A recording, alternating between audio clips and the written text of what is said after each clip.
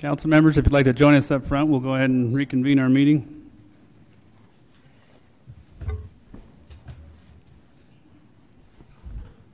Yes, sir. Are you have an opening or ask them? I got an invitation.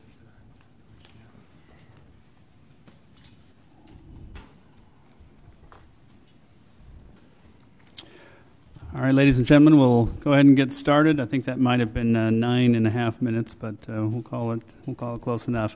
We appreciate everyone coming out to our City Council meeting this evening. Time is 7:19, almost 7:20. We're a little late starting with our regular City Council meeting as we had a City Council member training on open meeting law and rules of procedure training by David Church, who also serves as the attorney for the Utah League of Cities and Towns.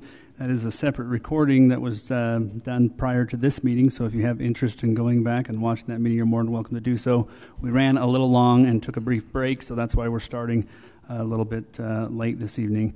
To begin our meeting tonight, we will have an opening that has an invitation, as I understand, has been extended by Councilmember Adams, after which Councilmember Lee will lead us in the Pledge of Allegiance. It's my privilege to have invited Mr. Briggs Lewis to offer us up a prayer tonight. Thank you, Briggs. Our Father in heaven, we bow our heads at the beginning of this City Council meeting. We are grateful for the opportunity of living in this city, of living amongst the good people that we have. We are grateful for the great blessings that we so bounteously enjoy here. We ask thy Spirit to attend us here. Bless the City Council in their decisions and choices and discussions. And bless us as citizens that we will be able to be active in doing those things that are right. We pray for thy blessings, and we ask thy Spirit to attend us. In the name of Jesus Christ, amen. Amen. Okay, will everyone please stand and repeat after me. I pledge allegiance to the flag of the United States of America and to the republic for which it stands, one nation, under God, indivisible, with liberty and justice for all. You may be seated.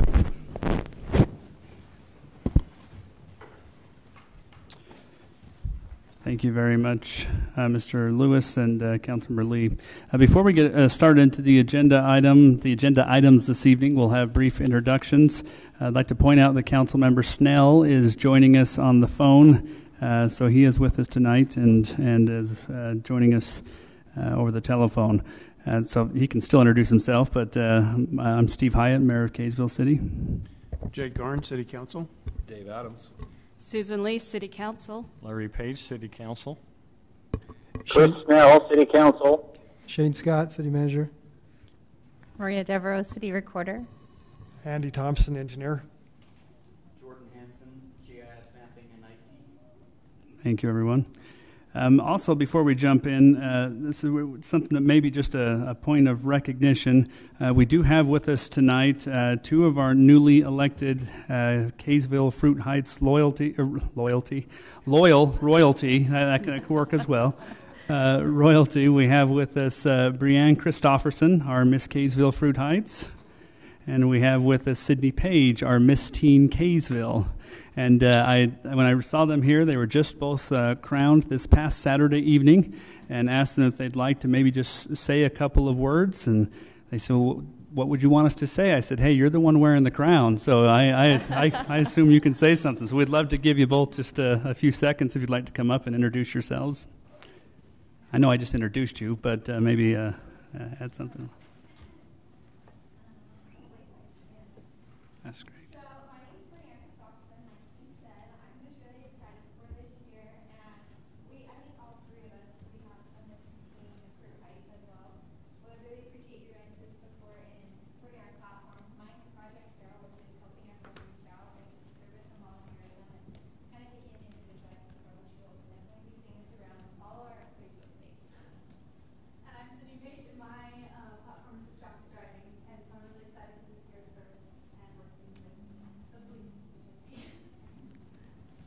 Excellent. Thank you very much. Let's give them a round of applause.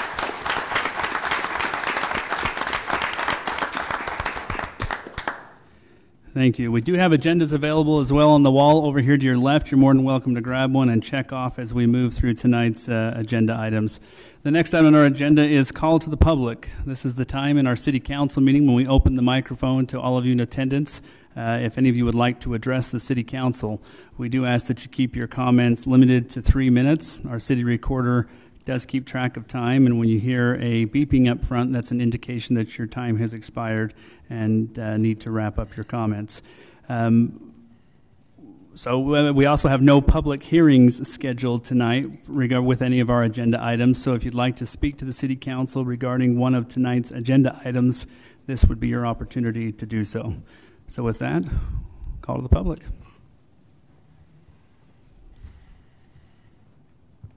Hi, everybody. Sue Tice, resident. Just bringing up again asking what your progress is on your appeal process. I have heard from Mr. Gaughan by email just to ask some questions and make some comments, but we're still interested in knowing how that's going, and that's really it. Thank you. We'll provide an update at the conclusion of call to the public. Thank you.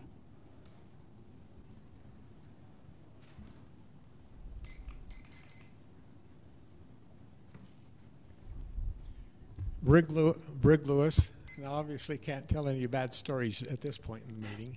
So, but I do have something that came in the newspaper this past Monday, and it's about the asset seizure by the police. And I thought it was an interesting thing, and quite an extensive amount of assets have been seized the first 6 months of this year. And 7%, there were no criminal charges, but they don't get their assets back. 10% of the cases were dismissed, and they don't get their assets back. As far as I'm concerned, the way I view that seizure by law enforcement is almost the same as somebody robbing you at the point of a gun, because there ain't nothing you can do. And I see that as somewhat not what it should be. But the question I really come up here to ask is, Kaysville got some of the benefit from the seizures. And it says in here that Kaysville got 2 40-millimeter tear gas guns, launchers. And my question was, is that in case these city council meetings get rowdy? Or are we concerned about the water parade? Or have we been having mobs that I've missed in the city? What in the world do we need with tear gas launchers? Anyway, thank you. Thank you.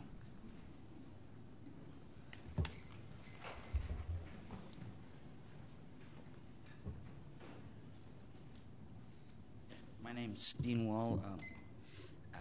First thing I wanted to bring up is I actually asked the mayor this last week that he deserved an award for what he's been doing the last 8 years, and he told me that he didn't need an award, he needed Snickers bars, so that's what he's got. If you notice, they're still cold.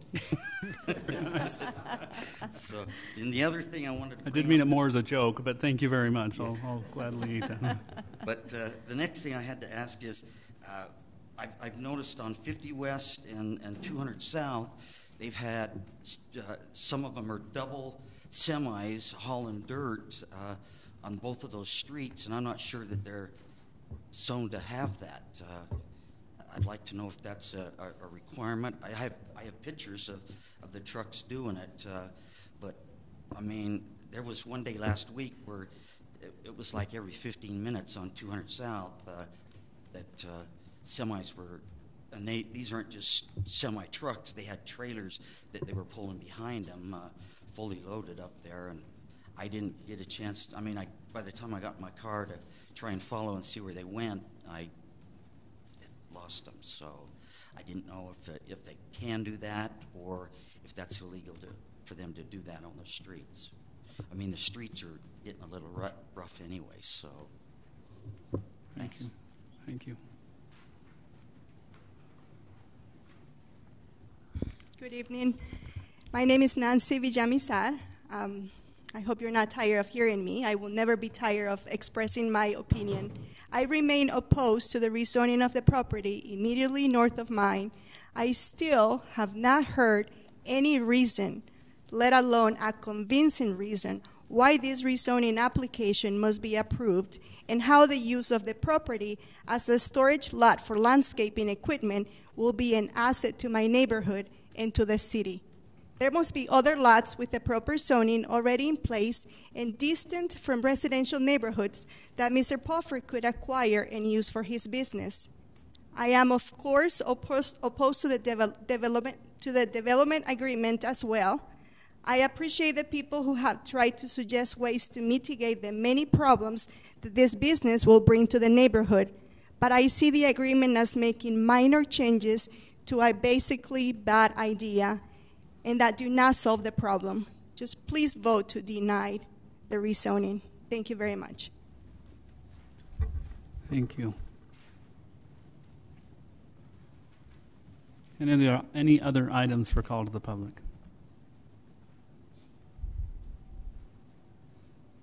My name is Melissa McIntyre. I, too, with Nancy Bimsar, I am here in support and love for my neighborhood, concerned for the safety with the rezone on Burton Lane. Time and time again, we come, we call, we email. We've developed very good relationships with each one of you, and I appreciate your time and your service on our behalf. I wondered last time as I left that, you know, when you vote as a city council, as a team, you vote on things, a majority rules.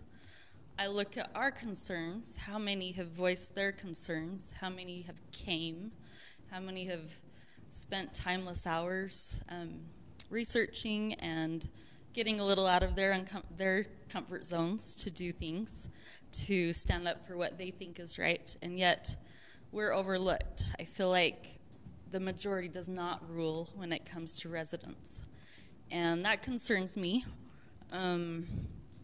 I left last meeting a little in fear. I went to introduce myself to Jim Puffer and his wife, and we had a conversation, and at the end of the conversation, there were fingers pointed in my face, and he threatened to sue me if I ever voiced my concern again. And I've never had that happen to me before. I know we've all been frustrated. We've all felt the weight of this issue, and it's gone on fairly long. I'd like to see it resolved, and I'd like to be friends and have a comfortable feeling in my heart as I drive past that property that we can come to a nice resolution.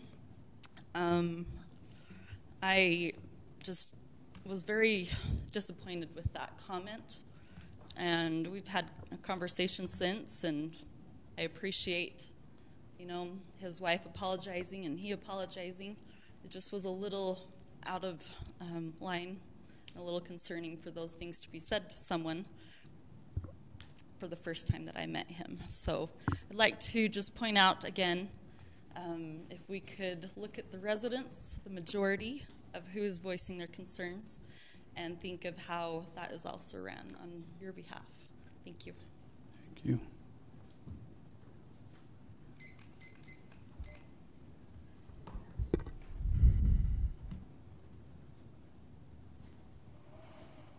My name's Scott Morris, resident. I'm here to voice support for the rezoning of the Puffer property. I totally think that's a fine use of the property, and I don't think enough voices have been spoken up in support of it.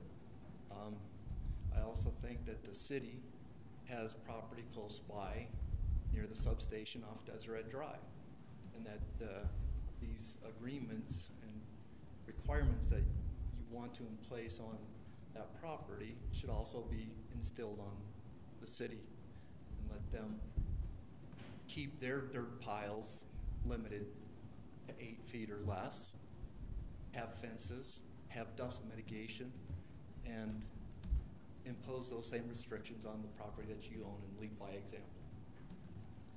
Thank you.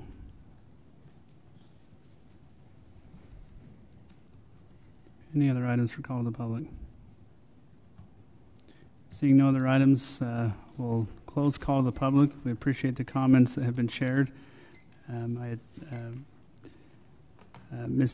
made a comment to Ms. Tice that we would provide an update. In the last meeting, we shared our dilemma of how to address your appeal with a conflict of apparent conflict of a policy. City manager and I have had some discussions about how and what. Personally, I would love to see, instead of us asking you to take your complaint to district court, which appears to be the option is to have the court hear it. I personally feel that it would be better to have us refer it to district court to be heard, since we lack an appropriate policy to hear the appeal. That may be a little backwards than you would normally hear, is that if someone files an appeal that we refer it. But in my opinion, I think coming back to you and saying, sorry, we don't have an appeal process available, you go file it in court, seems a little maybe, and that may end up being the recommendation, but I would like to see us refer it. I think the city manager has been looking into what that even looks like, who we would reach out to. You wouldn't normally, I suppose if we were just legal folks, we would say, no comment, we don't have it available, go file it in court. But I think we're trying to come up with a solution that is a little more customer service friendly, especially with the lack of an ordinance that can appropriately hear it within the city. And I really hope by the next time we meet, in full disclosure, I won't be here at that meeting, so I don't mean to make a promise like I'll let you know the next meeting. Wow, the mayor didn't come. But I hope to at least have an answer and a response by then. So, thank you. All right. Next item on our agenda, and before we move to the next item on our agenda, I'm just going to mention we do have, and part of that training was some new rules of procedure and order that were adopted by the City Council this last City Council meeting. And some of it is very similar to what we've done in the last almost 10 years that I've been on the City Council. Some of it is a little bit different. So I will do my best to follow these rules. Some of the differences that maybe I think I'd point out that are probably important for this discussion are, as Mr. Church just shared with us in the training, is I'll announce an agenda item. Staff will give a report on an update. City council members are then provided the opportunity to ask clarifying questions at that point.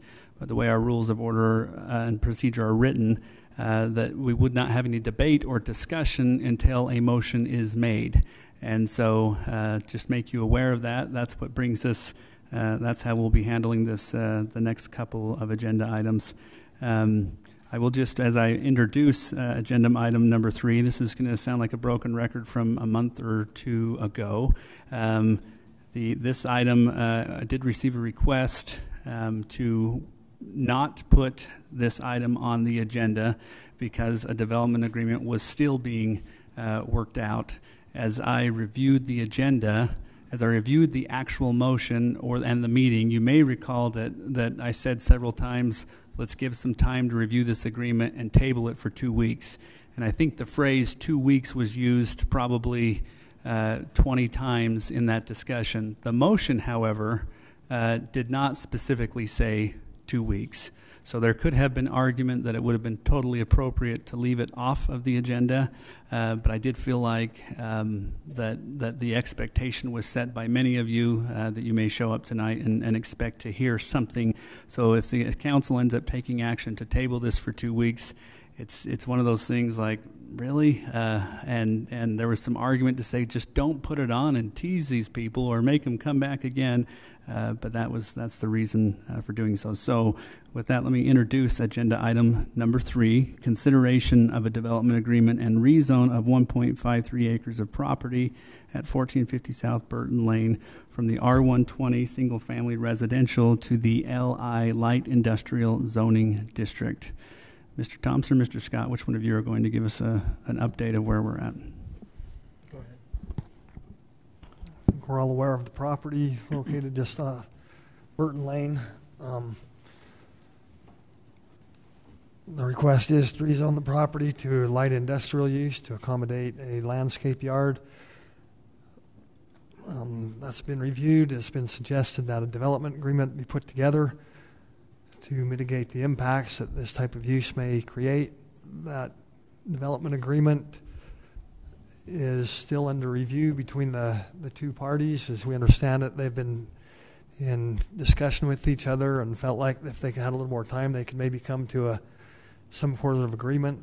And as I understand it, both parties have requested that the item be tabled at tonight's meeting. Thank you. I invite the city council members to ask any clarifying questions, if you have any, and if not, I'll welcome a motion. Just a clarifying question on the overlays, and Chairman, if this isn't under clarifying, I'll gladly accept your guidance here. Clarifying question: do you happen to have the overlays of where the easements are? So the Jordan Valley easement, does it follow the yellow line in its entirety? The yellow line is the property. Right. And does the Jordan Valley water easement encompass that entire yellow line? I do not have information on the Jordan Valley easement. Okay. I've seen it floating around before. Totally understandable. So, thank you. Is there any other clarifying questions? Is there a motion from the council? I will make a motion to table agenda item number 3 for consideration of a development agreement and rezone of 1.53 acres of property at 1450 South Burton Lane. Thank you. Is there a second to Councilmember Garn's motion to table the item? Yeah, I'll second that motion. Thank you. A motion by Councilmember Garn and a second by Councilmember Page to table agenda item number 3. It will now be the opportunity of the council to provide any discussion. We have in our rules of procedure that short of official action to suspend the time, we would give each council member the opportunity to provide additional discussion limited to 5 minutes per council member. We'll start with Council Member Page. And if you don't have anything, you can say I don't have anything. But. Yeah. You know, I guess what I would like to say on this is, you know, I'm in agreement that we've talked about the whole time. I believe that a rezone wouldn't be appropriate unless we do have a development agreement, and with the negotiations coming on, I think it's appropriate to table this time. I understand that there's been 2 meetings so far where they've discussed these, and I mean, I still think they have a ways to go, but I think that there's a spirit of cooperation here that we haven't had in the past, so I think this is a positive thing. And so that's all I have to say on this. Thank you. Councilmember Snell? Thank you, Mayor. Yes, I agree with Mr. Page that in this particular case, there are a number of the neighbors as well as the applicant who are now meeting and working on, in a much more constructive and positive fashion, on specific aspects of the development agreement that they can all agree to, which makes this, a more hopeful scenario. And so I also welcome the opportunity to give them more time to work on those particulars instead of us trying to hammer them out for them. So I think that's great. Thank you, Councilmember Snell. Councilmember Lee? I don't have anything to add. Thank you. Councilmember Adams? Thank you, Chairman. I think we're on 4 months with this issue now. Thousands of hours of the citizenry's time. Very respectful comments made on both sides tonight. Thousands of dollars spent.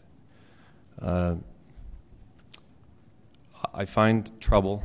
I find friction, and I find it troubling that we now are at a phase where we are masking this over with all parties just saying, let's just do a development agreement. I don't find that to be true. I do not. It is no secret that I live in this neighborhood. I'm further distant than some folks. But just because where I live, I should not be punished. But I do not find that to be true.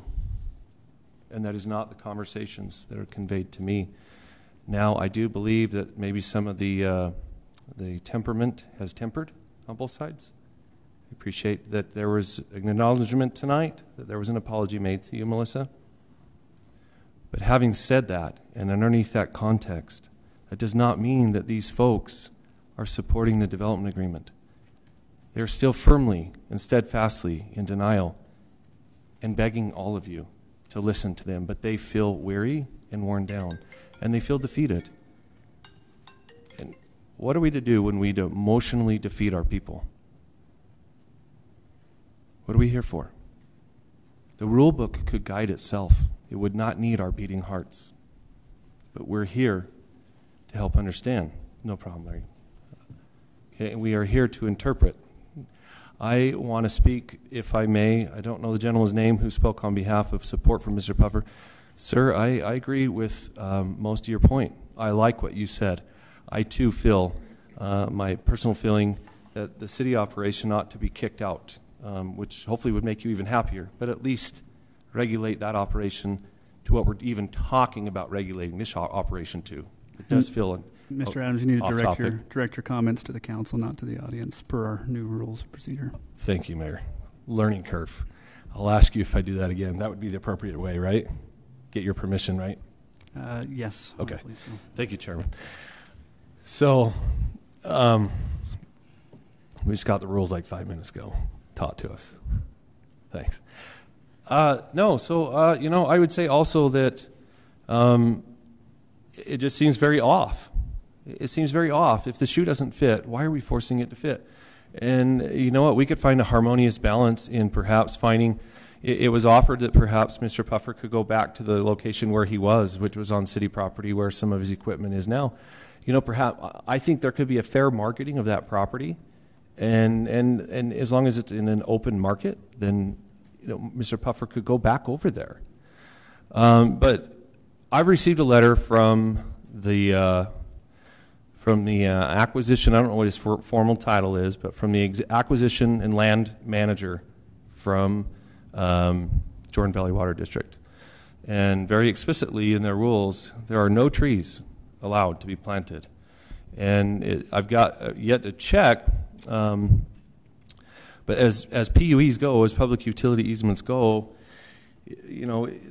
they will not allow one tree to go anywhere on this property specifically, and the reason being they do not know where the pipeline is going to go yet. And I share this just to enlighten the council and help you understand that there are some layers here that we're not addressing. I think we're further complicating the issue. And Jordan Valley said we did not know this was going on. Their letter says no structures are to be built. Absolutely nothing that requires a building permit could be built, period. And even some things that don't require a building permit, we do not allow. And trees are very specifically mentioned. Perhaps in 2 weeks, Mr. JT could come here and explain that himself. I think it would be fair to invite him. But I think this is information that we need to know, to take into consideration as we make this big decision that could be halting us down a road of other people marching in and using this as a diving board for other issues. But so a PUE, if that yellow line, and I wish we had all the information tonight, in 2 weeks hopefully we could get it. If their easement is the yellow line, the property line, okay, and they encompass the whole thing, they paid $50,000 for their easement. If they go beyond that 15 feet too, because they have to have 15 feet on each side of their barrel, when they do construct their water line, they will demand a 30-foot easement, marching down the Wasatch Front. And if they need 15, if they put the barrel anywhere on the perimeter of the property, then they get 15 feet outside of the property line. So my question is, council, where are we going to plant these trees? Are they going to be planted 2 feet off asphalt, 5 feet off asphalt? And we're talking about mature trees, and I think we're starting out at a 3 or 4 inch caliper, and I'm just about done. Actually, your time has expired, and okay. Per the rules, you can be granted more time on a majority vote of the council, but short of that, I would and a just motion close to do so, the then- comment, but I'll defer to council. Thank you. Out of respect for the rule. Mr. Garn? Oh, do we vote on that, or? I didn't make a motion. Okay. Mr. Garn's opportunity, if you'd like to make a motion after he's concluded to grant you more time, we can take a vote on it. I would like to do that. I would like to make a motion to grant Councilmember Adams an additional 2 minutes to conclude his remarks. Thank you. A motion to extend time for Mr. Adams. Is there a second? Yeah, I'll second that. Second by Councilmember Page. All in favor? Aye. Aye. Mr. Adams, continue, please. Thank you, Councilmember Garn, and Councilmember Page, and Councilwoman Lee. I don't know if I need 2 minutes, but it kind of jarred my train of thought, and that's not your fault, Mayor. I appreciate that you're respecting the rule. I just find this to be a square peg in a round hole. I find that the citizens are not in harmony. I will testify on the record. And Maria, you do such a wonderful job, but would you put that verbatim in the record that I strongly testify this is not the feeling of the people. They are not in angst or animosity to Mr. Puffer. I don't believe that anymore, but they are not in support of the rezone. And I firmly would support, regulating the light industrial uses on the city side in that area. I've actually already said that in these council meetings, that should be looked into also. We should never impose something upon the people that we won't impose upon ourselves. So in closing, I don't know where the trees are going to be planted, council members. I think we need to take a more in-depth look into this. I think we need to take, I don't think we, I dare say Jordan Valley Water will not charge us to send their representative out here. We need to have an overlay and see. What's that? I found a form that I can request that from. And oh, I appreciate, Mr. Jordan, your comments, but your comments are out of order. I can't tell you I'm comfortable doing any of this, but I'm telling you that it's the new rules. So, you're just too quick on the draw, John Wayne. You're too quick over there with your info. Yeah. Thank you. Let me just say that, but thank you. I didn't vote for the rules, Jordan. Any rate, I don't know where the trees are going to go, guys. And the trees are the crux, really. This whole thing hinges upon the trees. And, I mean, I believe that deal even stems back into the deal made when the land was purchased from the HOA, that there would be that buffer. You won't see it. And where are they going to go? You cannot plant a tree. I understand that. A lot of people will go, what? Why not? Because in 30 years when that pipeline comes through, those pines are this big. And if you tear that out, if I'm Mr. Puffer in that scenario, I'm like, hey, your time is expired. That's now a $5,000 tree. Thank you, Mayor. Thank you all. Thank you, Councilmember Adams. Councilmember Garn. So first, I'll just take 1 minute of my time to express my understanding of the new rules of procedure. I don't believe that it's a member of the public or a member of the staff cannot speak, but they have to first get permission of the chair or a majority of the council. So, Mr. Mayor, in your position as chair, you could grant time if you so chose to allow a staff member to speak. It's just it's more formal, it's more procedure. It's not meant, I don't believe the rules to limit debate or discussion. It's just meant to have formality around it. Thank you. I actually totally respect the comment and feel like it was a great staff move, but it was directed to Councilmember Adams, who then responded, which would then, without addressing the chair, be out of order. Right. I agree. So we'll start your time now. Thank you. Because technically we burned a minute with that discussion. No, it's okay. You can take my minute. I just wanted to say that after a few years of serving on the Planning Commission and now, I guess, 19 months serving on the City Council, I've seen a few zoning issues come before the council, and I know there's always concern, including before I served and had a rezone next to my home as well. There's always a lot of concern, and I just want to say that every situation is different, but I really do try to listen to all of the comments Some might have more weight in my mind, I have to admit, than others. So if someone raises a concern of safety, that's always very important. And then I want to look at that, if that safety is important. So there's a variety of criteria. Every situation is different, what's surrounding. But I've seen on so many occasions where residents get together with the landowner or developer, and the process is greatly improved. And I've pointed that out. So although in almost every case, I think residents would prefer the rezone not go through, there have been many occasions where the final product was much better because of residents' involvement. And I would include that when I was a resident in my own home, I think the outcome was much better.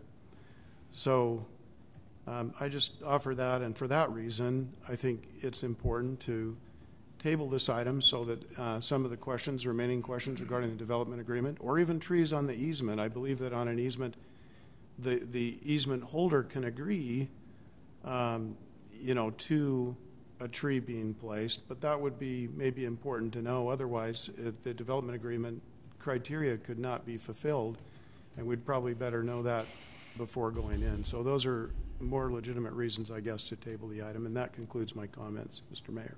Thank you. Almost right on the second. Thank you very much. All right, we've had council feedback. I would, at this point, it would be appropriate to call for a vote.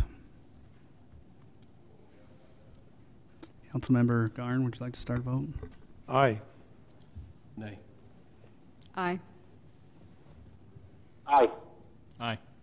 Thank you. The motion to table carries 4-1. I would just like to point out that the motion to table did not include a specific time frame, and so we will have do our best to keep you updated and watch for hopefully the next agenda item, but was not specific for that. So thank you very much. Next item on our agenda is request to rezone 2.97 acres of property at approximately 65 South Angel Street from RA to R114.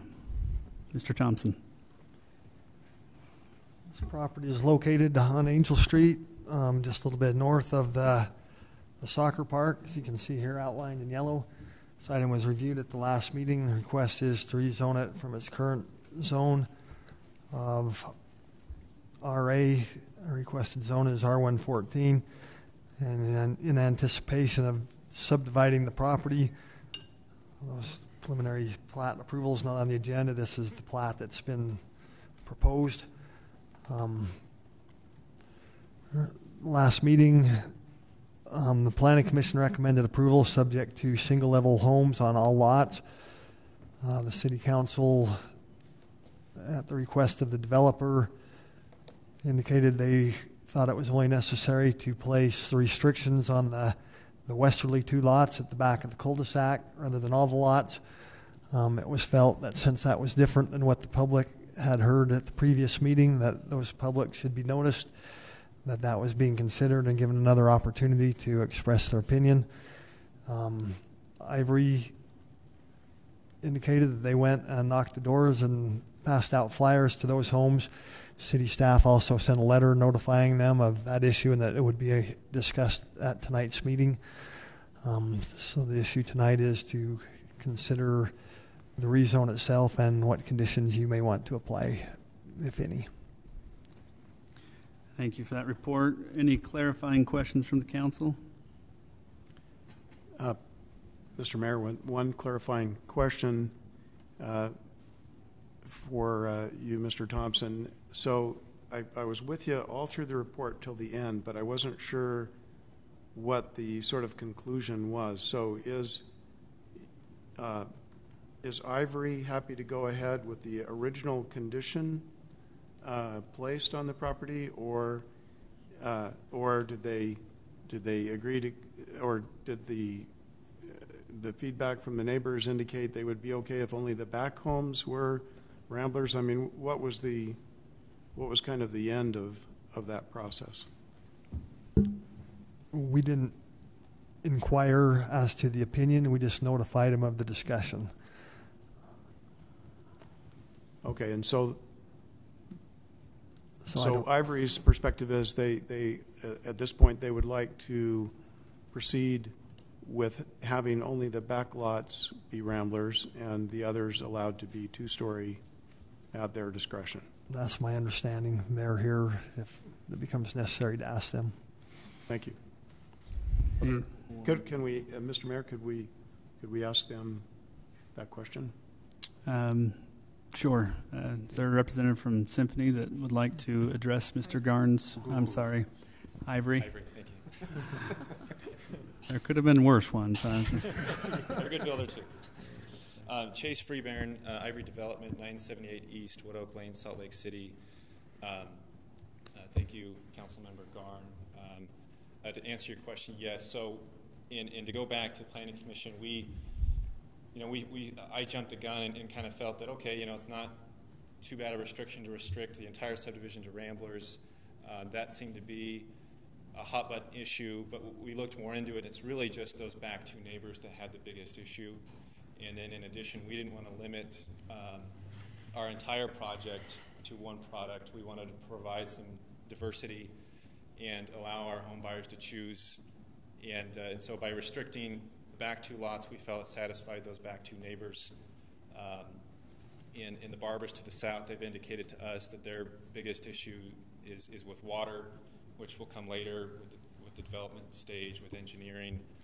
And so we realized we made that change from the original Planning Commission. And so with talking with Lyle, we felt, yeah, let's go back and talk to these neighbors and make sure they know this has changed. We tried to get additional feedback. I was only able to talk to Paul Anderson by phone.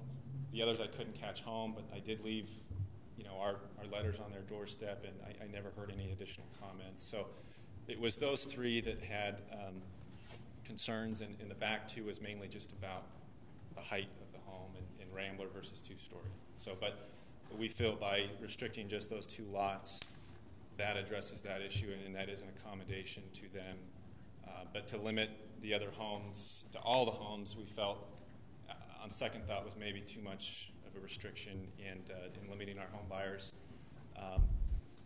Angel Street, it's not a super busy road, but it is a busy road, and if a buyer doesn't want a Rambler, maybe they want a two-story, and I don't know, we just don't want to limit them in their ability to choose.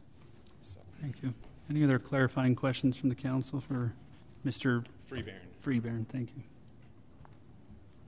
All right, hearing none, is this... I just have one. Sorry. Sure. So the problem that I have looking at this, so the clarification is, had you looked at keeping the, instead of going to R114, doing it on bigger lots, and why did you choose not to? Great question. Yeah, our biggest thing was, the original plan that the property owner presented to us when he started to market the property was some flag lots, several flag lots that fronted out directly onto Angel. Some of the lots fronted right onto Angel. Some of the lots were in the back behind the other lots, and it just was kind of a weird hodgepodge. No offense to Paul, it wasn't the greatest plan. In fairness to him, he's not an engineer. I'm not an engineer, but we hired an engineer to take a look. Is there a better plan?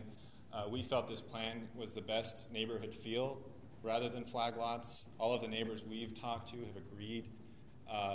In terms of the zoning, the general plan is specific in that, everything west of I-15 should be limited to 2 units per acre, bigger half-acre lots, with the exception of some higher density along major roads. Angel Street is a major street, and we felt the zoning is just justified because of its proximity to Angel. So that's why we chose R114. We still offer big lots. Lot 5 there is a half-acre lot, over a half-acre lot. A lot of these are beyond a third acre. They're big lots. The size of home that we would build on these lots would not change whether it's a half-acre or a third acre. So the zoning wouldn't really change the size of the homes. But, obviously, there are some lots that would be smaller than your typical West Kaysville lot. But we feel this is the best design. It's better than flag lots. And we felt we carefully addressed the neighborhood's concerns. We take the neighborhood's concerns very seriously. And we felt that limiting those 2 lots to Ramblers was was the right course. Thank you. Any other clarifying questions? Yes? So, I've got to go through you again. It's for staff on what the technical classification for Angel Street is. I don't think it's as far as technically a defined street? Yeah, collector. Mr. Thompson, I think you attempted to answer that last time, but would you mind answering Councilmember Adams' question? I know it's listed as a major street on the major street plan. I believe it's a collector, but I won't promise that for sure. So it's not in bold print a major street. It is on the major street plan listed as a major street, yes. Okay. All right. And now back to you, Mr. Ivory. And just a point to relate to. So you must be the guy, the millennial who doesn't like to mow lawn, right? Teasing. Well, I live on a 3rd acre. And it takes me 2 hours. And just a reminder, this is at this point needs to be a clarifying question Sure. to Yeah, the staff, sure. and if you would have an opportunity for comments if a motion is made. So the cul-de-sac versus the flag lot layout. We could still do a cul-de-sac in R120, correct? Correct. We just essentially would, just lose one lot. But Right. you got bigger lots, so depending on the market, Sure. maybe you lose, maybe you gain a few bucks. Who knows? So that would definitely be one question there. For me, the hurdle. Can I have a comment? Needs to be a question at this point. No. I resubmit. You can ask permission to do a comment now. It would be out of the rules of order to provide a comment until a motion has been made. I'll hold. Thank you. Any other clarifying comments? Is there a motion at this point? Mayor, could I ask a clarifying question? Yes, you may. Okay, so as I'm looking at this, the property in question is 2.97 acres, so just barely under 3 acres. How many lots are proposed for the subdivision? We get 6. There's 7 total that would be platted, but one of those lots is an existing home that would remain, so it's essentially 6 new lots.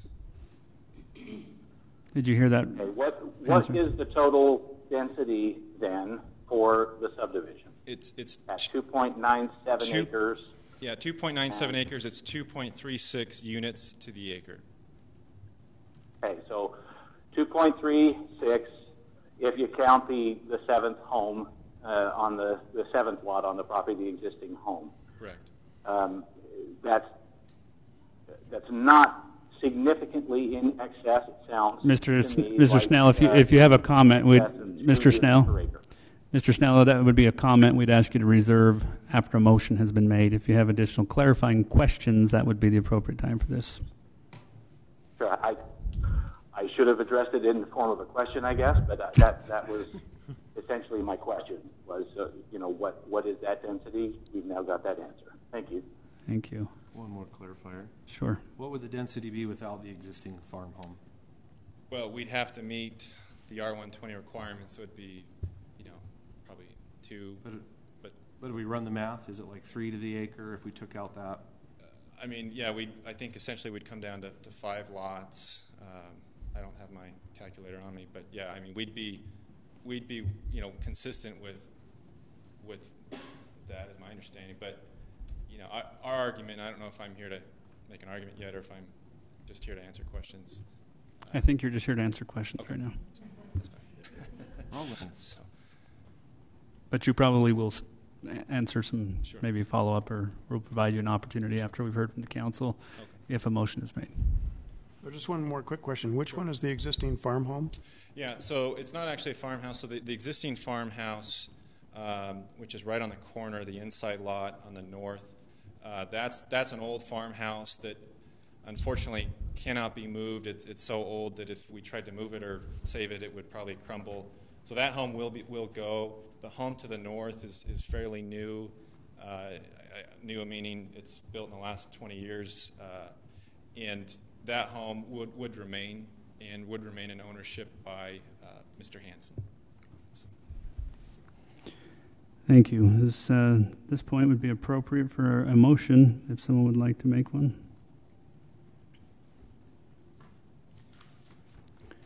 I will make a motion to rezone 2.97 acres of property from RA residential agriculture to R114 single-family residential at 64 South Angel Street, with the condition that the west two lots be Ramblers. Thank you. Is there a motion to Mr. Gar, or second to Mr. Garn's motion? I'll second that motion. I'll second that. I think we have a second by Councilmember Page. At this point, we would provide opportunity up to 5 minutes for each of the council members to express their comments. Councilmember Schnell, we'll start with you. Thank you, Mayor. According to the general plan calls for overall density west of I-15 of 0 to 2 units per acre, with the caveat that higher densities could be located along major streets. Angel Street is considered under the umbrella of major streets as a collector, I believe, Andy said, and the overall density for this subdivision at the zoning of R114 remains at 2.36, which is fractionally above the 0 to 2 units per acre, and it's on the major street that complies with the general plan. And I believe in this configuration with this cul-de-sac is going to be quite a lovely subdivision, or a little subdivision there. The homes, I'm sure, will be beautiful and will be a tremendous addition to Kaysville and to that neighborhood. So I do support the action.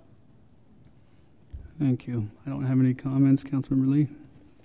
Yeah, I've always had a hard time wanting to increase density in West Kaysville just because of the 2 homes per acre rule that's been set there.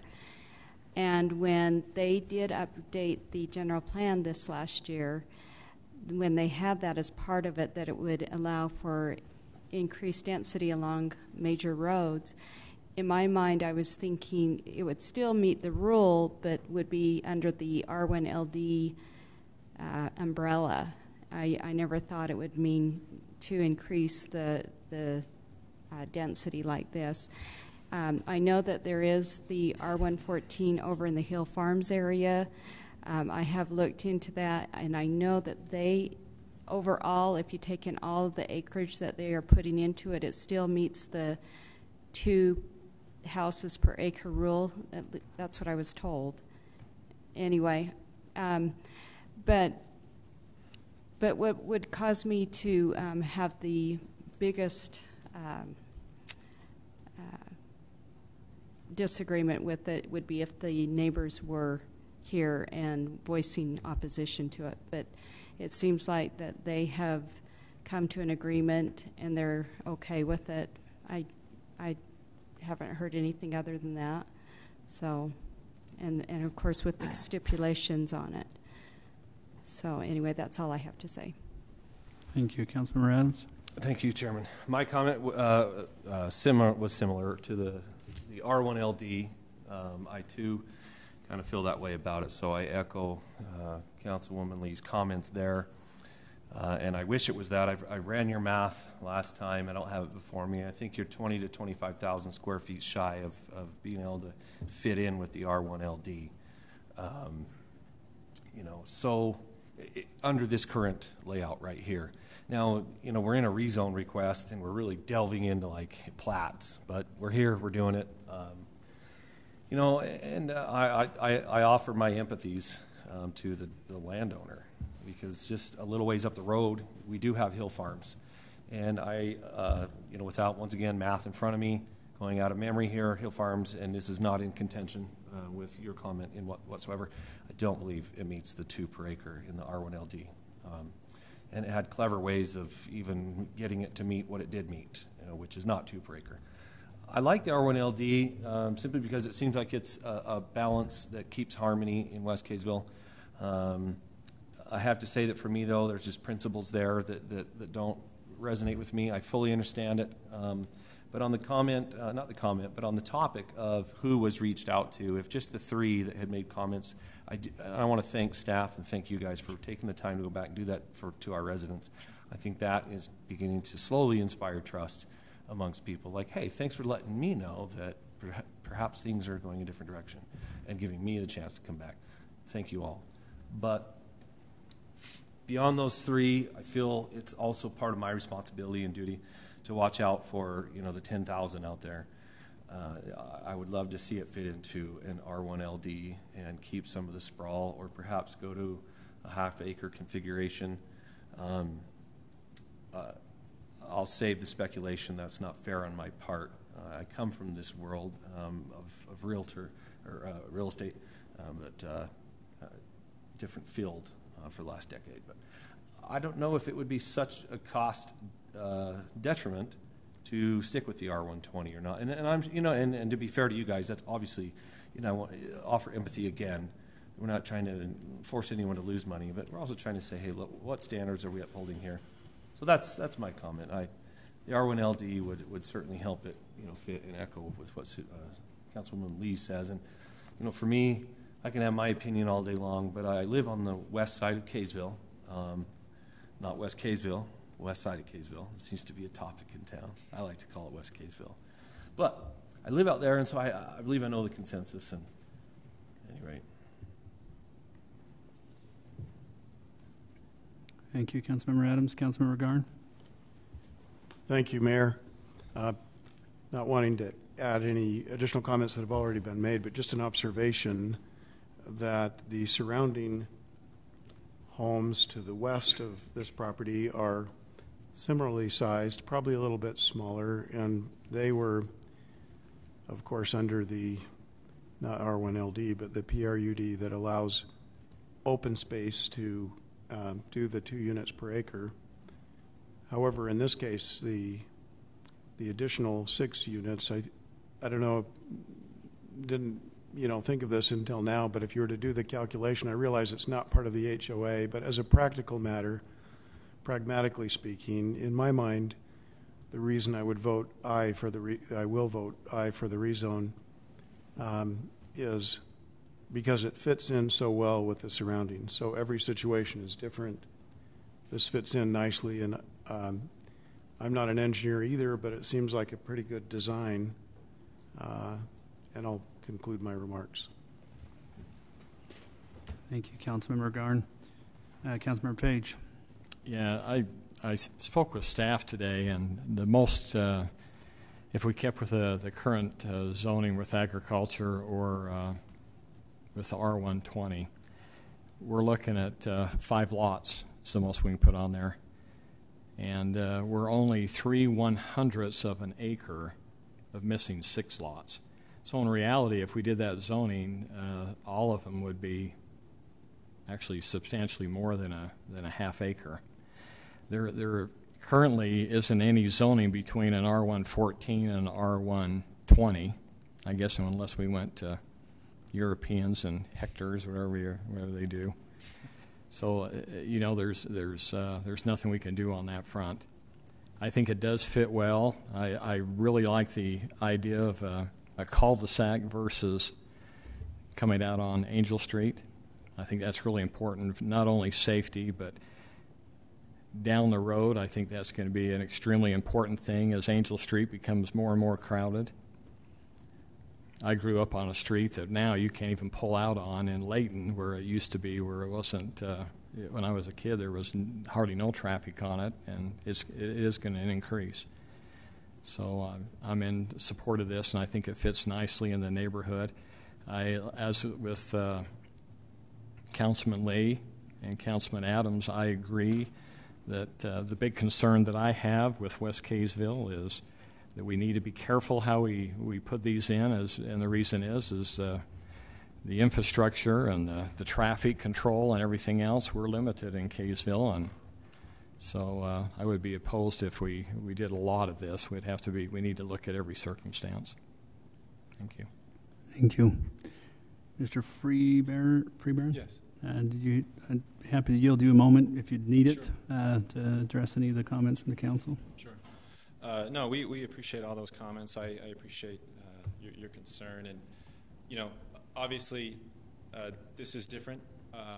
You know, we knew about the R1LD. We knew about R120. We felt this was in our best interest, and we felt this fit our plan the best. We understand and respect West Kaysville, or west of Kaysville, however you phrased it. We respect this area, and we don't want to change the image or change, you know, the feel, the kind of country feel of this area. And we don't feel this plan does that. We feel this plan is consistent with the general plan in that some higher density, and like Mr. Page mentioned, this is really not pushing the envelope here. We believe that some higher density, you know, which is consistent with the general plan, can be allowed along a major street, which Angel Street is. And we don't feel we're pushing the envelope.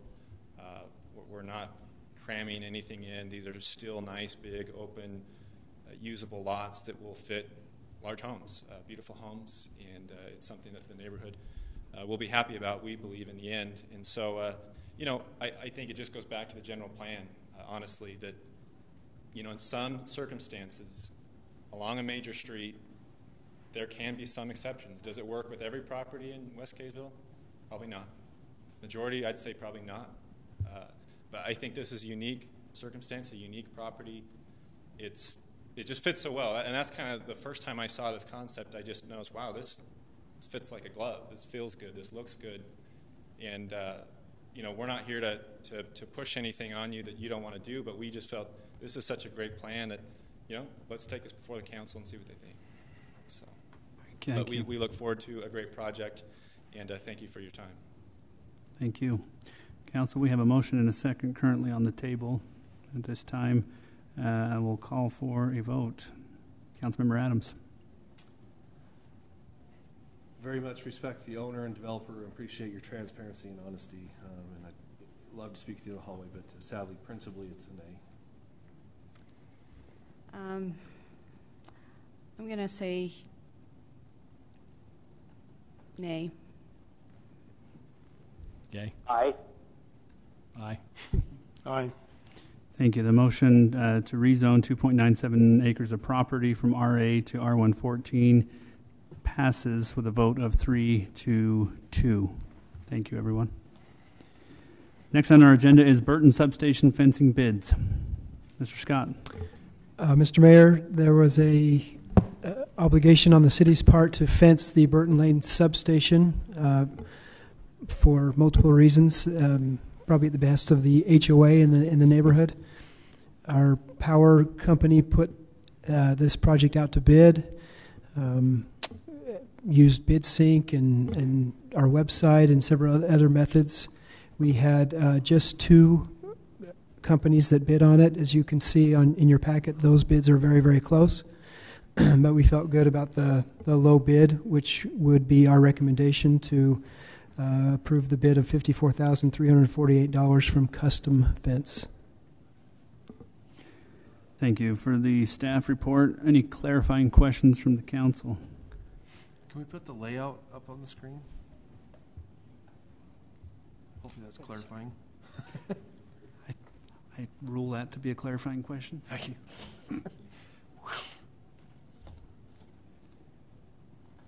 But not with a commitment every time. Just kidding. Sorry. It's out of order. Oh, wait. On the chair. Never mind. Well, that's 1 and 1 for you and I, so rules out, right? So it sounds like we're looking for a layout that might lead to an additional clarifying question. Or other clarifying questions while the layout is coming up on the screen that may generate more clarifying questions. And I suppose you can still make a motion if you'd like, and Councilmember Adams could yield him a clarifying question after the motion if this is going to take some time. But certainly, it looks to me like, Mayor, that and I'll ask this question, I guess, to staff. Both of the bidding companies are actually local Kaysville companies. Is that correct? Mr. Scott? Mayor, I don't know the answer to that question. Thank you. What was the answer? I don't know. Oh. Mayor, I have a clarifying question. Yes. So why was the reason to choose vinyl fencing there and not a like a cement concrete fencing around it that wouldn't be susceptible to vandalism as easily? What I know is that the vinyl fence seemed to fit the neighborhood with other similar fences in the area. I think cost was an issue as well. I think this is done mostly out of respect for the neighbors as opposed to vandalism or anything on the part of the city. It's my understanding. Yeah, just clarify what I meant by vandalism. Is that okay? Yes. So Well. in that, yeah. I don't know. I think so. Is that just clarify in that? Just end it with a question. Okay. so there. Let's see. How can I ask this as a question? The rules are already wearing off, like David warned. You know what? I'll save it for my comments. That's probably better. Were you able to pull that up? So just around the entire substation, is that, clarifying, around the entire substation, That's correct. that's the layout right there? Yes. It appears that it comes like this all the way down with the gate here and then continues up to the edge of this property line and up here. And the product is white vinyl, 6 foot? I'm happy to answer that question. It's appears, looking at this, it's 6 foot vinyl privacy white per the bid. Yeah.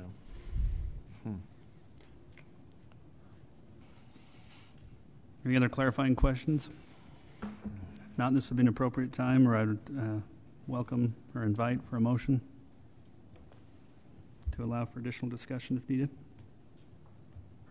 Mayor, I'll make the motion that we award the contract for the fence at the power substation to the low bidder of Custom Fence. Thank you. Is there a second to that motion? Second. Thank you. A motion by Councilmember Snell and a second by Councilmember Garn to approve the low bid to Custom Fence for the fence installation. At this point, it would be the council's opportunity to provide additional comment or if you have a follow-up question. Councilmember Adams mentioned he may have one, but Councilmember Lee, will start with you. You have up to 5 minutes. Yeah, so my comments would be the concern with putting the white vinyl fence in an area where there's no oversight on it. That is a popular area for those white fences to be kicked down or run through. It's kind of a thing that youth like to do. And so I just want to take note that we may be in for repairing it frequently because of the type that we're putting in. So I just have a big concern with that. And how are we going to deal with that when that happens? Because it will happen. Chairman? Are you done? I'm done. Yeah, that Sorry, was my concern. I made an assumption. I felt like you were. I agree. That's a great comment. I thoroughly echo that. Vinyl doesn't. It's great for a homeowner, a residential use, but for commercial application, personally, I'd like to see some other products bid out before I could be won over, and at least be able to do a cost comparison. And then I have a question. I'm going to defer it over to Mayor, and you can disseminate it. I'd like to know which budget, and if this has already been covered, forgive me, what budget's covering it, and has it been allocated? Mr. Scott, would you like to? It is 100% coming from the power company and has been budgeted for. So that, once again, I'll lean back over here. That has been, that's in the fiscal year 18 budget. Correct. It's been, okay. Yeah, for me, I'd just like to see different products bid out. I think even you can get, a PVC dipped chain link with slats. The black looks really good. The brown, the green. I think there's other options. Perhaps that even would be a cost benefit, and that would perhaps subside the durability issue long term. If we're trying to make it aesthetically pleasing to an HOA, the HOA down there who really, we're really in this because of some issues of that HOA and development, you know, I don't know if that's really our responsibility, but I'd like to see other products even bid out with the cementous precast. You know, I think we could look at it, and if we're going to get 30 years out of the fence versus 15 and no holes, or even wind, that there is no wind protection there. That's a pretty gaping wide open spot for the wind. I'd like to look at something that Park and Rec isn't constantly every 6 months going down and putting a couple grand into. So, good point. And I don't think it hurts our scheduling. I don't think we're in a rush. I don't think there's any current problems. We could ask our assistant chief of police if there's issues down there. I'm going to assume there's not, you know, any pressing. So, maybe if I could just offer a point of clarification before I yield the time to Mr. Garn, and this maybe goes to follow-up question, just because I don't want you to all to feel like continuing commenting if there's a point. If I have a point to be made. But my understanding is the contract to acquire the property included a language that said the city shall install a 6-foot white vinyl fence around the perimeter of the property. That may not have been the best choice at the time, but staff is acting strictly upon the language in that purchase and sell agreement, which was to install this type of fence. So while I agree that maybe it's not the best choice, it would probably be more than just investigating. We would have to go and probably negotiate with the other side, because that was the specifics of the agreement, unless Mr. Thompson understands it differently. But I just wanted to make you aware of that as we're having that discussion. If I could offer a follow-up, I think that's thank you for that information. That actually brings it crystal clear now, and also, you know, thanks to staff for following that agreement, living up to what we agreed to do. I would definitely support your stance, though, that perhaps it could be renegotiated or looked at or even offered to that HOA. If I were offered, you know, the precast cementous stained 50-year fence versus a white vinyl, I may not care so much that it's abutting to my white vinyl instead of getting white vinyl to my white vinyl. And that just looks so good around these substations, you know. So, of course, if it's 200 grand, I'm a fiscal tight one too. So, but I'd like to see the numbers. Thank you. Mr. Garn. Yeah, just a question to start off with. I'm thinking Deseret Drive, and I've ridden my bike or car by there many times, but I'm not sure where the other white vinyl fencing starts on Deseret Drive, but there's quite a bit of it. I'm looking at the map here. Is there white vinyl fencing directly across from this fencing? I want to say Google Earth. Oh, there you go, Jake. Mm-hmm. There you go. Mr. Thompson, I think you're answering the question, but I would recognize you to answer the question. Point of order. I'm not allowed to talk, so I should. Thank you. Yeah, this is Deseret Drive. I think the agreement was made so that it would match the rest of the fencing in the subdivision. I'm just going south on Deseret Drive.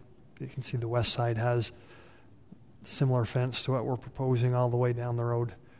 I think by the time we get to here, this is the cul-de-sac just prior to it, so the intent was to match the fencing that's already in the subdivision. Are you trying to validate Susan's points here? I've seen a lot of fencing issues. Did that answer your question, Mr. Garn? Yes, thank you. So, and I didn't notice, I don't disagree with anything that's been said. I know vinyl fencing is subject to maybe being blown over by wind and can have holes in it and different things, and certainly the precast concrete you're talking about, that sounds very permanent. Also, other types of fencing may or may not be more durable, but I think the key point for me is, at least at this point, it matches the surrounding, and it was part of the agreement, and so I believe I would be in favor of awarding this bid, and that concludes my remarks. Thank you. Councilmember Page. Yeah, well, I agree with everybody. I do know that the concrete fences, they're pricey, but they do hold up well. But I don't know, at this point, it's probably best to match, just realizing that we're definitely going to be fixing holes. It's just part of the deal. Chairman, may I? Actually, next we have point of clarification for Councilmember Page. Was your question for him? General. Okay, maybe we'll conclude with Councilmember Snell, and then I'd be happy to yield an additional clarifying question. Mr. Snell. Sure. Mayor, I don't believe I have anything else to contribute or anything else to say that hasn't already been said. In a perfect world, yeah, it would be nice to try to bid out or get a different product that would be more aesthetically pleasing and potentially more, long-term durable in the area. There would be a significantly increased cost to do so. I just believe it's this has been part of the agreement, the contract for the purchase of the property. I know that there have been a number of the neighbors who have been, concerned and haven't really liked the look of the property over there without the fencing. And I know that they are, maybe not clapping for joy that a white vinyl fence, although I think they are. That's what was agreed upon from the get-go. So I don't know that there's anybody who's really upset that a white vinyl fence is going in. Anyway, I'll conclude my comments with that. Thank you. Maybe just one point of order for the council. Councilmember, the first three agenda items, I tracked all of your time. Just jotted it down so that I could at least know. Most of you took less than a minute. For the most part, this last discussion, Councilmember Adams did not take his entire 5 minutes, but also concluded his comments. So maybe just a clarification. My guess would be that I could yield him back, though I didn't keep track. I think you probably have about 90 seconds left, but I'm not sure if coming back to you necessitates council action. Mayor, quick point of order. Yes, please. On this, I apologized before because I took my interpretation of what you could do, and really we have a parliamentarian in the rules, which is to be the city manager, in fact, and so it may be appropriate in a situation like that where you're wondering the extent of your. I personally think you have a lot of discretion, but to do what you want. But I would, as chair, but I would defer. So, to the Mr. City Manager, can I listen to Councilmember Adams some more? It just sounds really weird. I agree with Councilmember Garn that you have a lot of leeway as the chair of the body to yield. Councilmember Adams, I'd be glad to yield you an additional 2 minutes It's if you'd more like. a point of clarification, so it's not maybe right. A comment will pop out, but point of clarification. What is our plan with this property? Our long-term plan, and I'm, that's to you, Chair. Disseminate as you will. What is our long-term plan with this property? And I'm talking 40, 50 years. What do we envision?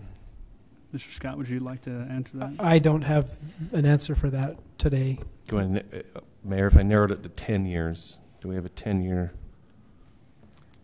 I don't. Because I heard the word temporary thrown out when we were talking about fencing, and I hate to spend $50,000 if this is just temporary. What I would say is that we have a plan to utilize this property for the foreseeable future. Obviously, that's contingent on you as a council selling. Changing the use, I think those things could all be in your purview in the future. We're considering as we bought this, this was a requirement of us to. I think we bought it with the intent of using it, so this was a requirement to fence that at that time, and we're moving forward with that with the intention that we will be using this property for the foreseeable future. Thank you. Due to a concern that was raised tonight on this property, and if it's not in alignment, Mayor, smack me. Maybe I'm close to the iron here. Simply, are we continuing on planning on excessively high piles and crushing and all that nature?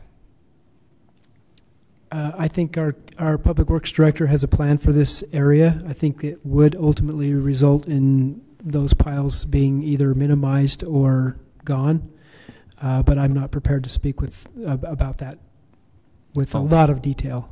I just don't know that. So there is a plan. It's just not ready to be revealed or unveiled. I think it could be unveiled. In fact, I feel like it has been unveiled in the past to the council on at least one occasion, but I might be mistaken. Maybe not with specific dates, but with general timelines of what he would like to see happen with that area. But I don't have those in the back of my mind. I assume that the substation would also I might chime remain. in. Sure. Mr. Snell would happy to yield you a minute or so. Yeah, it'll be 30 seconds. I might lend some sight into that. I was on the council back when this substation was actually purchased and built on the west side because of the demand that was going, and I know that there was at that time, and in subsequent discussions that the council at that time had, that there could very well, with additional growth going on the west side, it could very well be necessary to add, some additional transformer, additional power capacity to this substation. So that's probably, at least in part, some of the plans, the future plans. Who knows exactly how many years that might be, but there is expansion of the capability for expansion, if necessary, to the power system, capacity system for, set aside for this property. So that's at least in part some of the reason for that. Thank you. Mayor, could I add one more clarifying point? Sure. Is this also the location that is extremely tentative at this point, but for a possible second station on the west side for a fire station? Is that correct? I think I've heard that thrown out. I'm not sure if that's been from you or from maybe fire department employees. I don't recall if it's been reflected anywhere, but I've heard that idea floated. Potentially. All right, so we have a motion and a second to approve as outlined. Councilmember, who did I start with last time? It's my turn. Lee, would you start a vote for us, please? Yeah, I'll go ahead and say aye because it may be a temporary solution, so aye. Aye. Aye. Aye. Nay. And then, well, I guess a remotion wouldn't pass anyway. I was going to ask you when the point would be to offer a substitute motion, but I guess it just passed that way. Right. 50 grand. Thank you. Next item on our agenda is, the motion, you voted nay, right? Yeah. Okay. Motion carries 4-1 to award the low bidder to the budget fence. Custom fence. Could I make my substitute, just so it's on the record? Now that the voting has concluded. Wasn't there a way to do that? Like go back and revisit an item? Yeah, I think when we called, when I suggested a substitute motion, or excuse me, that we were going to call for a vote, I think that would be the opportunity to say, before we call for a vote, can I offer a substitute motion? I didn't see a chance without stepping on your toes. My apologies. Yeah, I understand. Mayor, may I make a motion to reconsider since I was in the majority and see if there would be a second? That's a good point. Thank you for that clarification, because to answer your question, I guess you would not have been able to since you were in the minority, but to Councilmember Always in the minority. Garn's point, we have a motion to reconsider. Is there a second to Councilmember Garn's motion to reconsider? No subjectivity, just a motion. That's all. Yeah, I'll second it. Thank you. A motion from Councilmember Garn and a second by Councilmember Lee to reconsider agenda item number 5, Burton Substation fencing bids. Mr. Garn, since you made the motion to reconsider, provide you an opportunity to address the body. I think I would like to hear what the substitute motion was, but if it fails, then it would revert to the original vote without a revote on the original motion. I believe that's accurate. Mr. Adams, would you like to share what you had hoped for your substitute motion to be? Yeah. Very simple. A motion that we table the Burton Substation fence for, I'm going to say 4 weeks. It could be 2, but until we have a chance to explore other options of fencing materials and visit with the HOA on any other materials that would be acceptable to them and make a more comprehensive decision on the matter at that time. Thank you. We have a substitute motion to table. Let's see. We revisited the item. We have a new motion to table.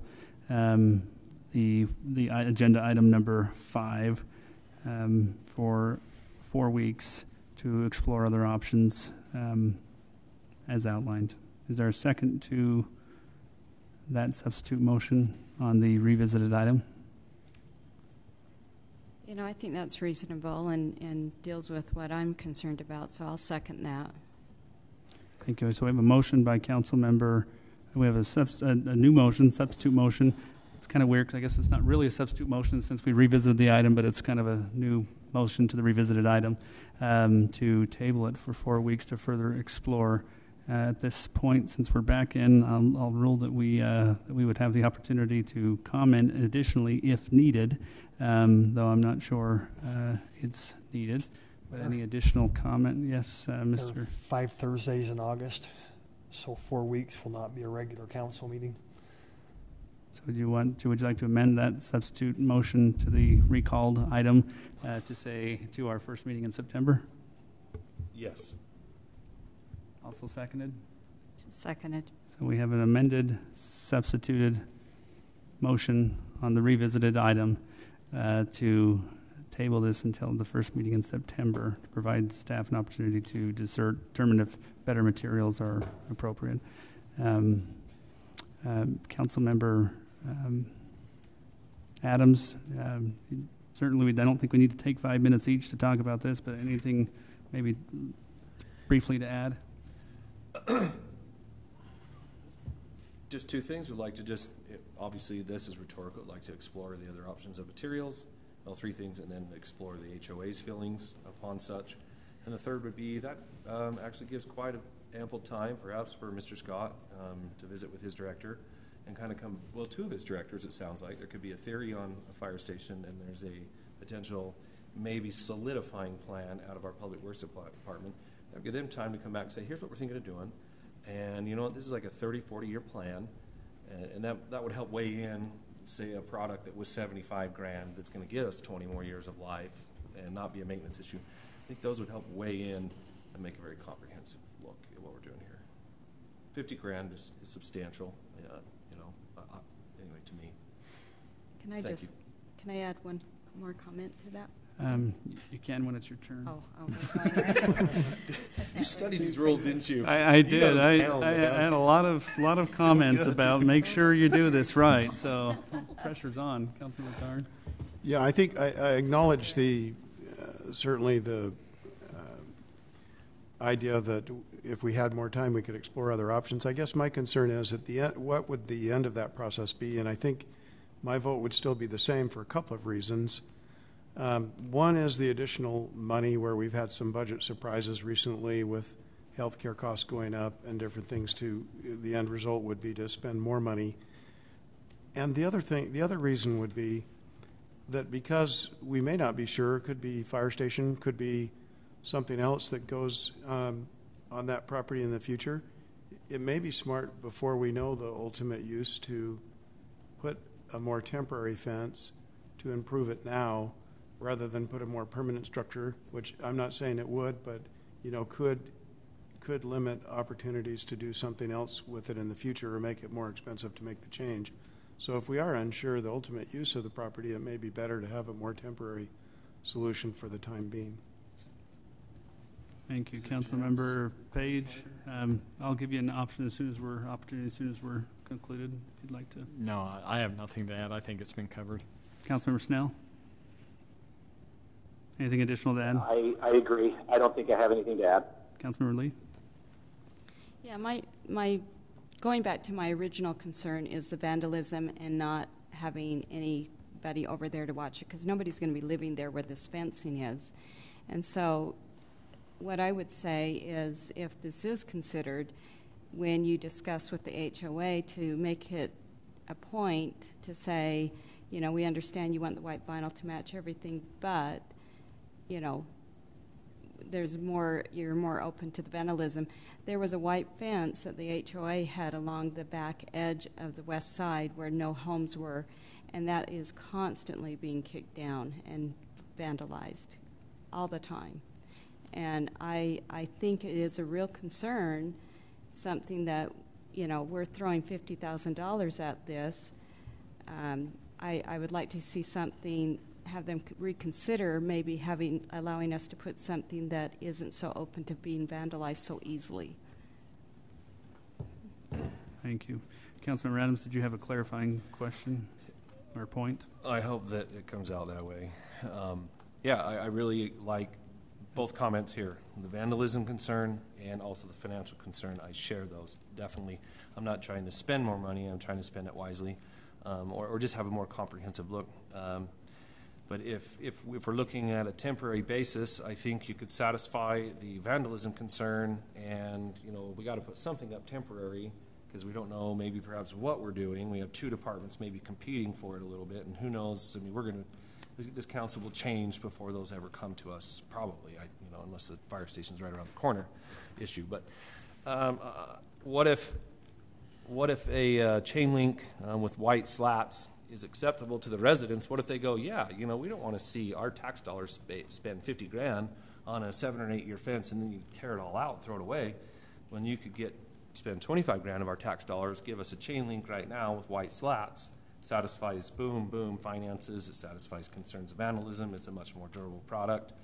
And then we could also offer those residents some type of, if we're bound by an agreement, perhaps something could be negotiated there to where, okay, X amount, I won't speculate on that. But that's just some of my reasoning behind it. I don't think anyone on this council is rushing this, by the way, but I just think a little time doesn't hurt this. So. Thank you. I'll just comment too, since I know I get to do that now and again. I know this has been discussed for some time. I think the expectation was that the fence would be installed a couple of years ago. It may have even been that long. So I know it's been a long time coming, so I would also have some hesitation about delaying. However, I also don't disagree with any of the comments that it's a significant investment, and is there something better? The only thing I'd hate to do is miss the season. I have no idea if this is, I don't do fences, so I have no idea if this is something that is going to be out a while or to get done in the season, or if it's pretty much a year-round ability to install fences, but that would be my only risk. Sure, go ahead. It's a year-round activity, and sometimes it's 10 times easier to get them there when it is winter. They're looking for a big project like this to tackle. So, maybe a good point. Okay. Thank you. All right, so we have a new motion and a second as outlined. Councilmember Adams, would you start a vote on that new motion? Aye. Aye. Nay. Nay. Nay. Thank you. The new motion, amended motion, fails 3-2, which means the original motion as passed remains. Thank you. Next item on our agenda is minutes. You have before you, council, one set of minutes. I'm just trying to get to them. Thank you. Dated July 20th, 2017. If you've had a chance to review, welcome a motion for their approval.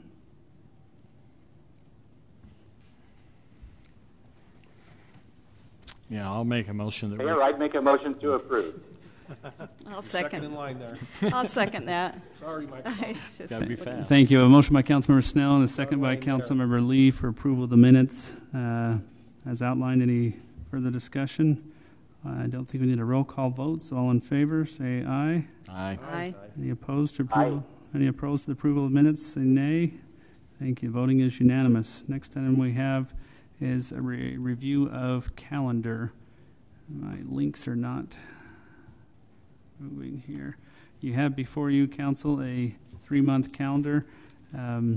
Just invite you to review some of the dates on that calendar for coming up in August.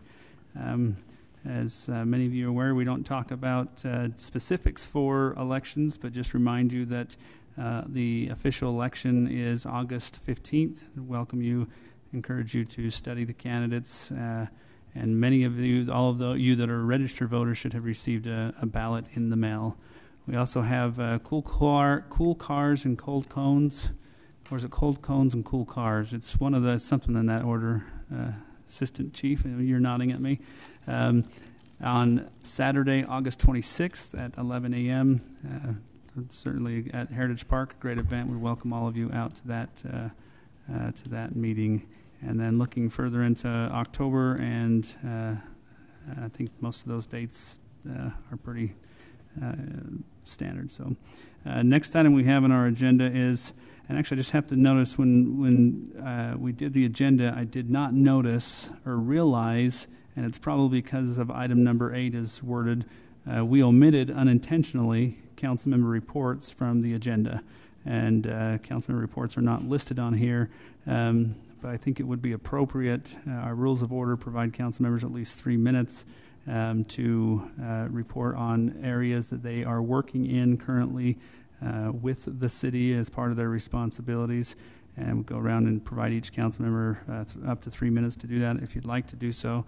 And it's not on the agenda, I don't think, so since we're not taking any action, I don't think it's out of order to still allow for that, even though it's been on the agenda, I think, every meeting I've been to for almost 10 years. So it was an oversight, and I think probably expected. But I would just say this maybe isn't directly related to my responsibilities, but certainly something I've been involved with and had some discussions. As many of you are aware, Davis County School District has announced their new boundaries for the high schools. Initially, we were under the impression that 3 scenarios would possibly be released, and only one was released. I did send a letter to the school district asking that they do their best to keep Kaysville together as they can. We did have a meeting where they expressed some of the difficulties in doing that, and so we would just encourage those of you that aren't aware. I think everybody received an email, but those of you that aren't aware to review the map, and if you have feedback, this is your time and opportunity to share that feedback with the school board. That's all I have for council member report. Council member Snell, we'll go this way.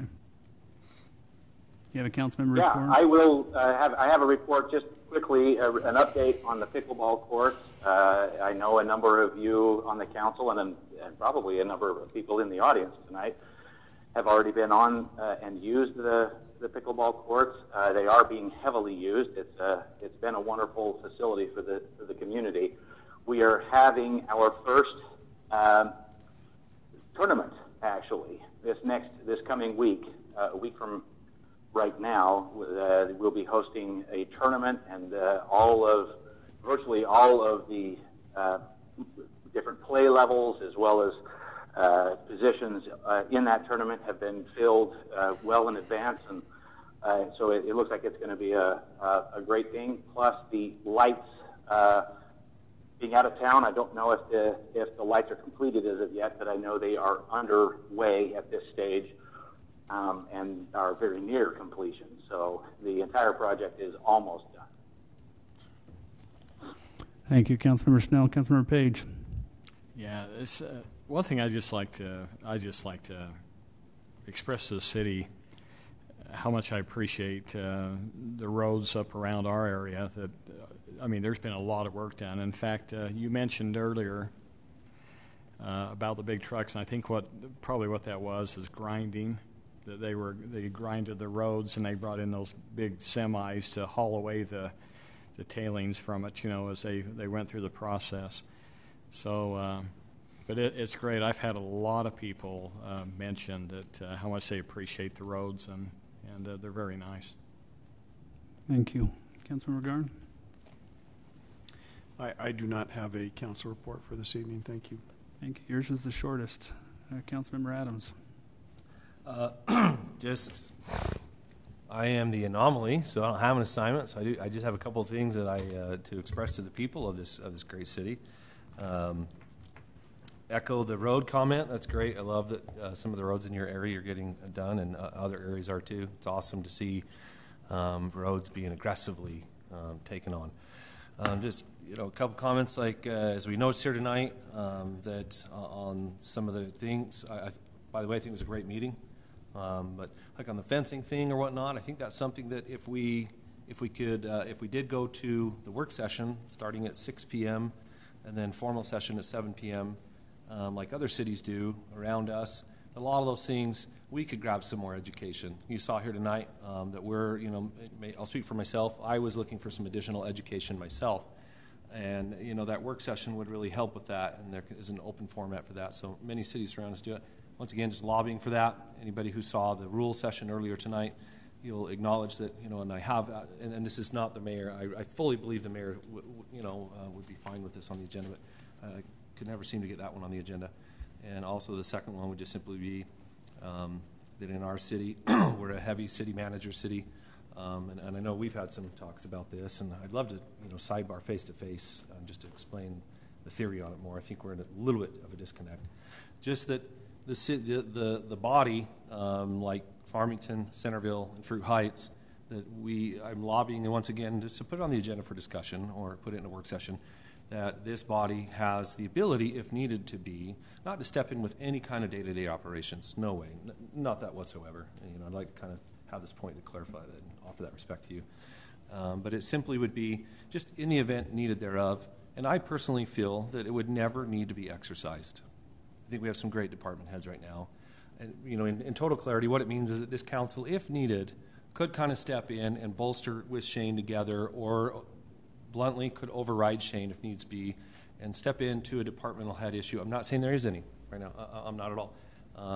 But they could if needed. Right now we can't, and other cities do. And what I think that would do for the city would simply be just to kind of step up the check and balance in the city, kind of keep us all on our toes, knowing that, hey, I'm responsible to Shane, period, for every day-to-day thing.